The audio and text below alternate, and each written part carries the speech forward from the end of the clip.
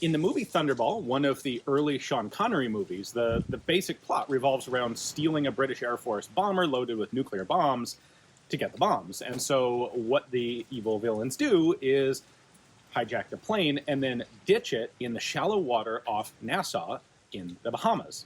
Well, we're taking a look at the shallow water off Nassau in the Bahamas, and the way they actually filmed this underwater scene where they're recovering these nuclear bombs from what was a British Avro Vulcan bomber, well, the British government wasn't going to let them actually take a Vulcan bomber and sink it in the ocean. So they built a couple of different models to do the shooting with.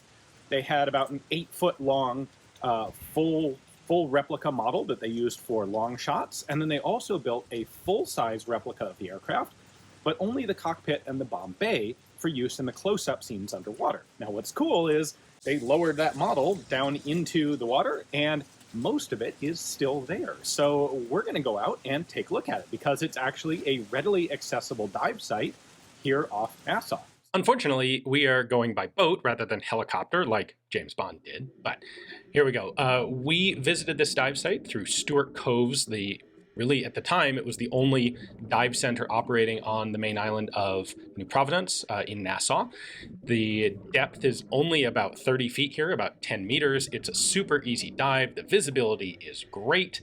And here we go. Here's a view from up, sort of above, overlooking the whole remains of the bomber wreck. Now, you saw from the original pictures that the bomber originally had all this scaffolding that it was built on. Now, the scaffolding remains, but it has collapsed down onto the level of the sand. You know, originally the bomber had landing gear, and it sat up off the bottom because several of the filming scenes required going underneath it to get the bombs out and for Bond to get into the aircraft through the bomb bay.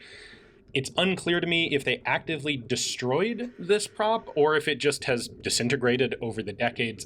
I see explanations both ways, and I haven't been able to find any really good information on it. But all of that scaffolding does still exist, sitting here in about 30 feet of water in what is otherwise really pretty much an underwater desert. So on the right side, at the right end here is the back end of the bomber, and to the left is the nose. Again, all of the original fiberglass skin is gone, so all you can see is the structural framework there, and it's turned into essentially an artificial reef in an area that didn't have a lot of other reef stuff going on. So if you didn't know what this was, you would never know that it was a prop jet bomber from a James Bond movie. But if you do know, it's pretty cool to take a look at.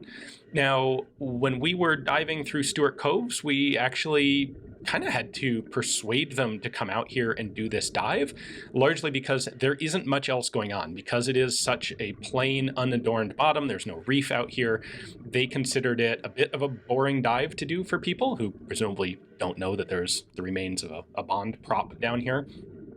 But we did talk them into doing it, and this is actually a double James Bond movie dive, because on the same dive, just over 100 yards away, or 100 feet away, is the wreck of the Tears of Allah, which was a shipwreck that was used in the filming of another James Bond movie, Never Say Never Again. We'll do a separate video on that wreck, because it's also pretty cool, but I think they deserve to be treated separately. But bear in mind, if you want to see these, you absolutely can see them both on the same dive. You just hop in the water, check out one, and then swim off to the other. So here we are at the nose of the aircraft. Again, it used to be sitting up on landing gear originally, and it is all collapsed down onto the bottom of the sea here.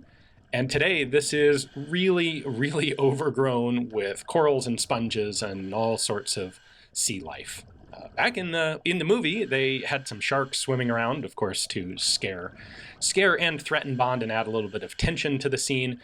I see people talking about seeing rays out here, small rays, and lots of other sea life, because this is the one thing that's in this area of the water. So here we're looking at the back end of what was originally the prop bomber.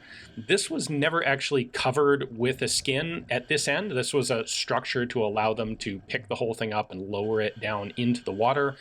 And at the bottom, it had the skin of the Bombay. So you can kind of see there's an open area in the center on the bottom. That's where the Bombay doors were, so that they could film the retrieval of the bombs in the early section of the film, and also Bond himself scuba diving up through the Bombay to get into the crew compartment of the aircraft.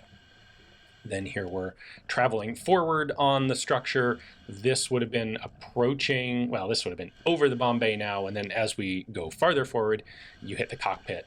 Again, unfortunately, none of this is still recognizable today, but if you know what's there, you can picture it in your head, and it makes for a cool underwater sea life visit as well. So overall, it's a great dive site. The water is super clear. The visibility is great. It's off Nassau.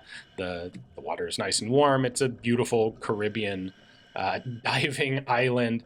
It is a bit of a shame that there aren't more dive shop providers on New Providence itself. In Nassau, our experiences with Stuart Coves weren't outstanding. We'll have a video on that as well later on. But that certainly did not detract from the coolness of diving on the bomber from Thunderball. Well, I'm Ian McCollum, and scuba diving is certainly a lot of fun, and it's full of adventure.